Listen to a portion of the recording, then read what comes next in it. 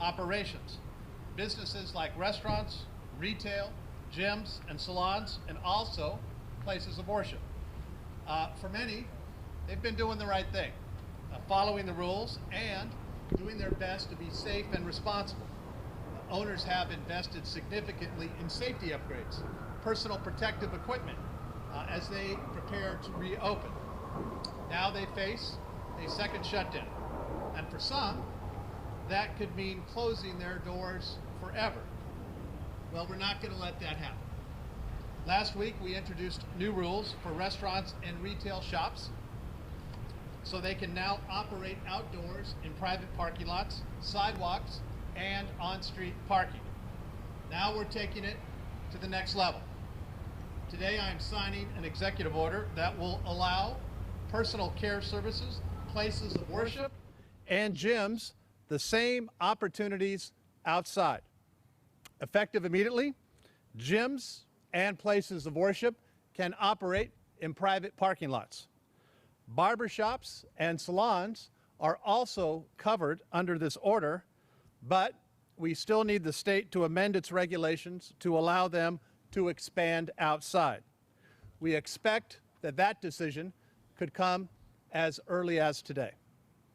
Similar to what we did with restaurants and retail, this order will serve as a stopgap to get these businesses open faster. And it will be followed by a city council vote to cement the ordinance and to allow a list of businesses to also operate on sidewalks and street parking lots. Our top priority remains that we can safely and responsibly reactivate our economy. These businesses need action now. And that's why Councilmember Kate and I sent a letter to the governor last week calling for those amended regulations for our barbershops and our salons. What we're doing today is providing a critical lifeline for a very large segment of our small business community. Small businesses are the backbone of our economy in San Diego, and they need our help and our support. We want to put people back to work, plain and simple.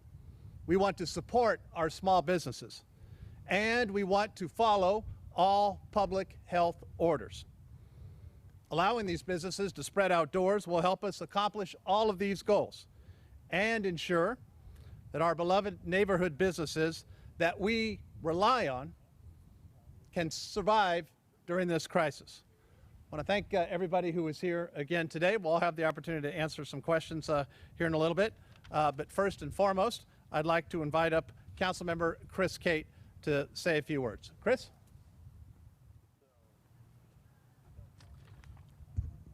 Thank you, Mr. Mayor, and good morning, everybody.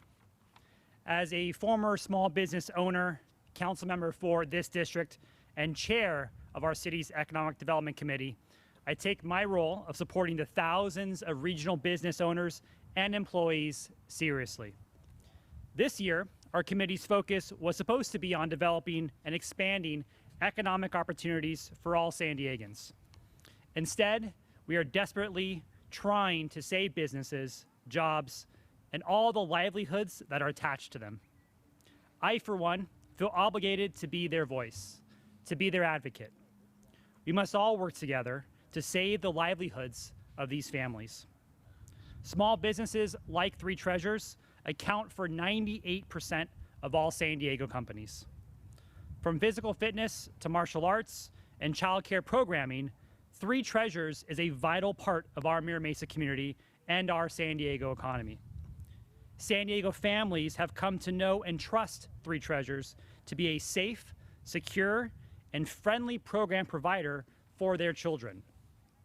However, with rapidly changing regulations, local groups like Three Treasures are being forced to adapt at a breakneck pace, causing an unprecedented financial burden for these local businesses. Last Wednesday, I sent a letter to Mayor Faulkner's office requesting to expedite permits for park use and waive fees for businesses, nonprofits, and faith-based organizations.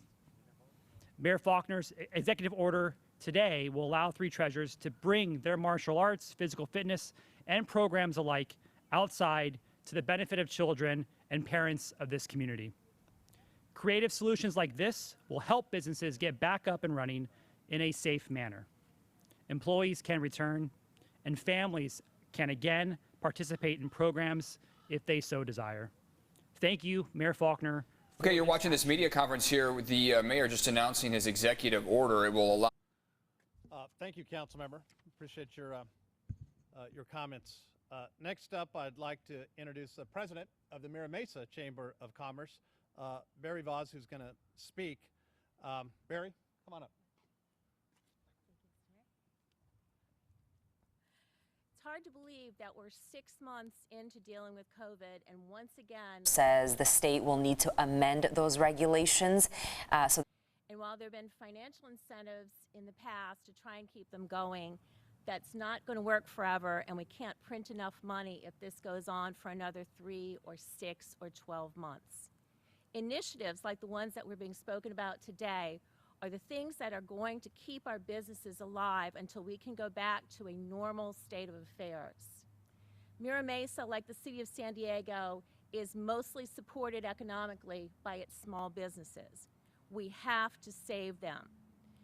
Moving outdoors, creating inventive ways to get them back in business, to bring their employees back, is the only thing that's going to do it. And this initiative is one more step in bringing something approximating normal to our businesses. I can't thank you enough, Mayor, Councilmember Kate, for pushing forward creative solutions to one of the most difficult situations that the city has dealt with in a long time, and giving Mira Mesa businesses an opportunity to keep themselves in front of the residents who will know that they are there for them. They can come there, they can get services, they can have dinner, and they won't be forgotten. Thank you. Thank you. Thank you, Barry. Before I introduce Frank Vu, who's the Executive Director of the Three Treasures Cultural Arts Society, to speak, I want to thank him and his team. Look, they've really been a community resource, and the Three Treasures, as you just heard Councilmember Kate say, offers so much for so many families here in the Mira Mesa community. It's based on a YMCA-like model.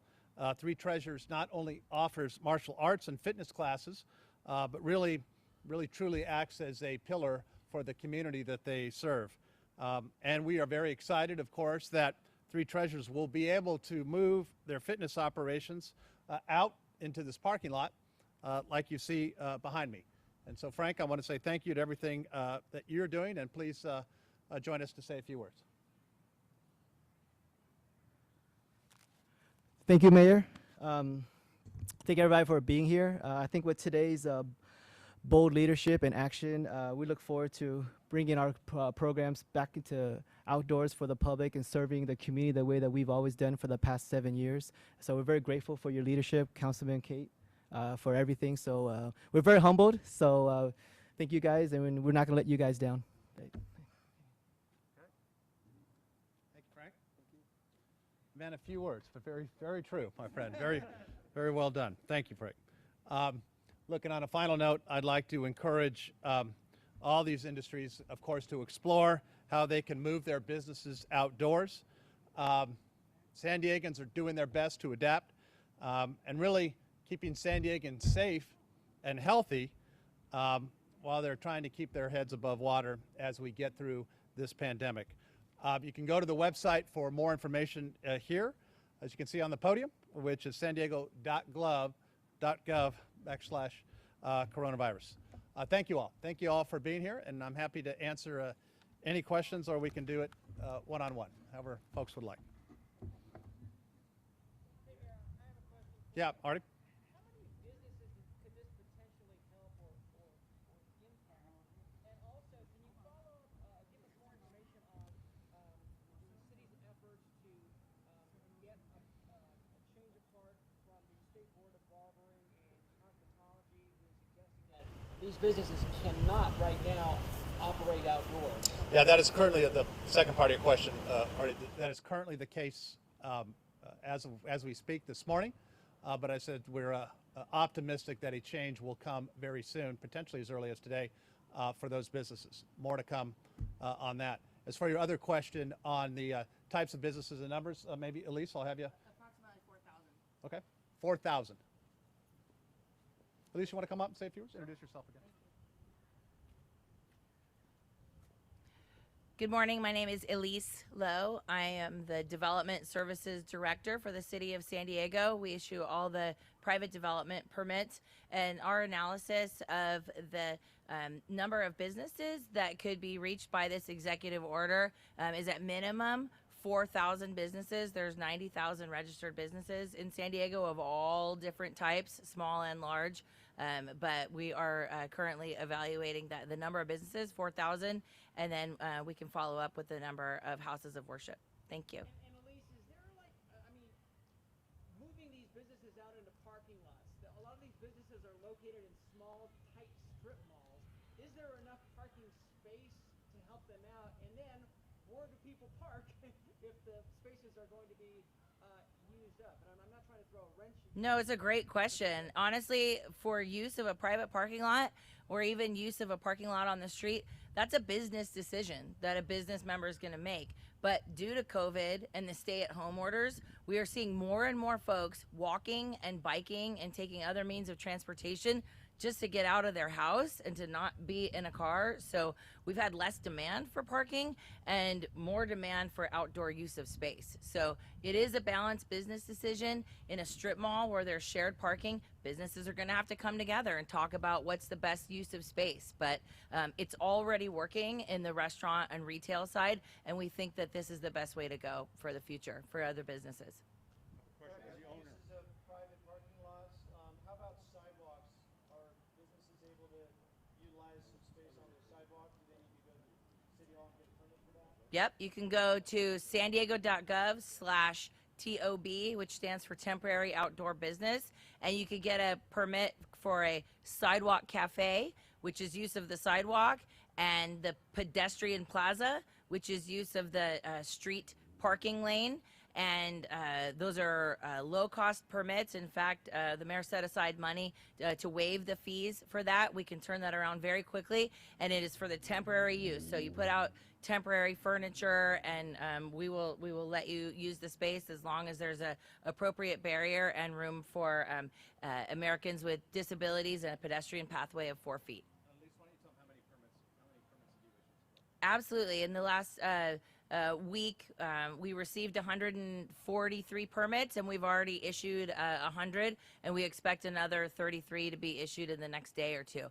As businesses learn more about this and how easy the online permitting process is, we expect to see more and more. And we've got a team of 10 people standing aside ready to issue those permits as fast as they can come in.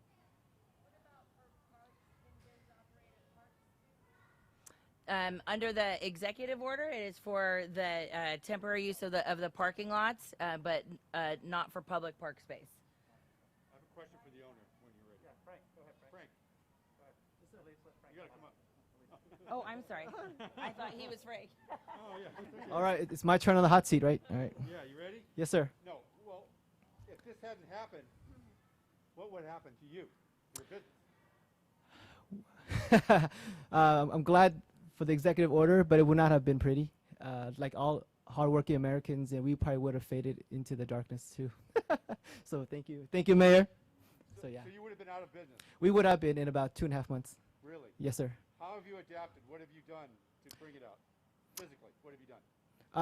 Well, the executive order is, I just found out about it as well. So we will get to work to move our classes out here in the parking lot, and as long as we're still managing the social distancing and cleaning and in between activities and such. But we're going to get to work right after this press conference to figure out how we're going to take advantage of this new executive order. And what, Yeah. explain the kinds of things that you do here.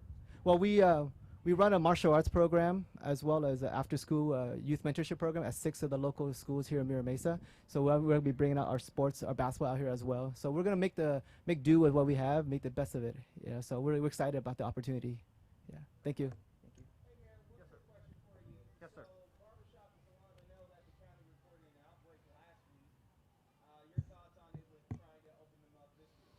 Yeah, you know, we're always going to continue to work very closely with our county public health officials and obviously all of our statewide orders. Again, as I mentioned earlier, we're waiting for a state that would allow these businesses to happen outside. That has not happened at this point. But once that happens, this executive order allows these businesses to safely open outside like the other businesses that we're doing as well.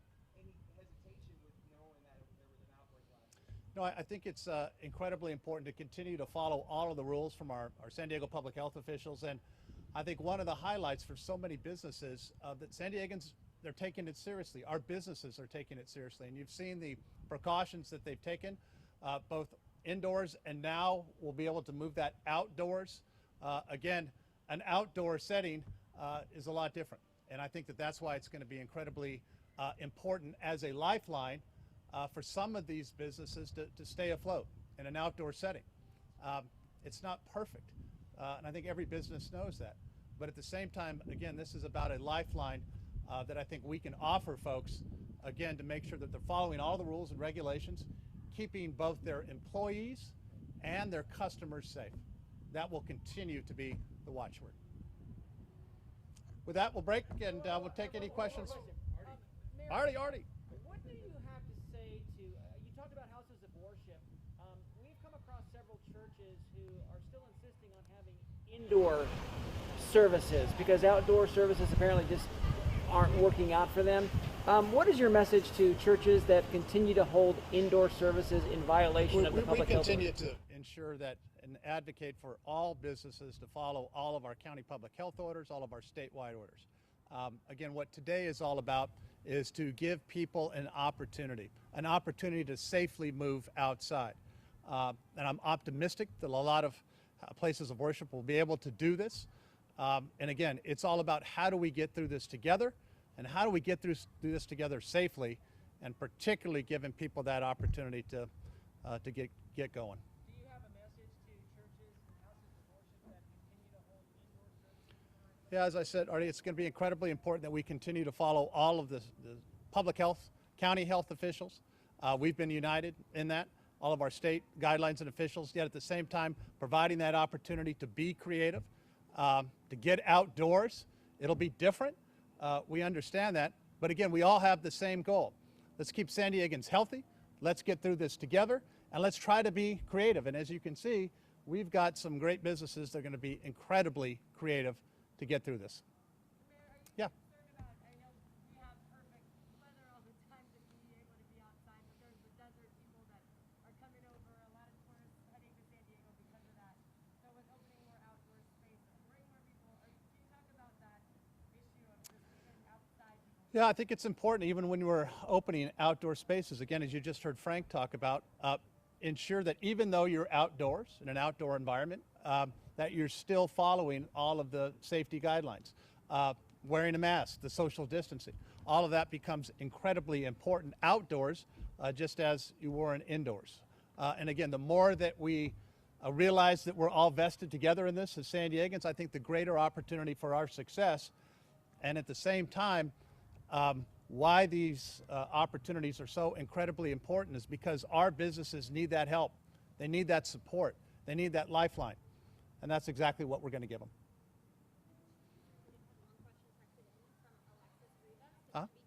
Yeah. Her question is, public records show SDPD spent more than $8.6 million on overtime to the police protest last month.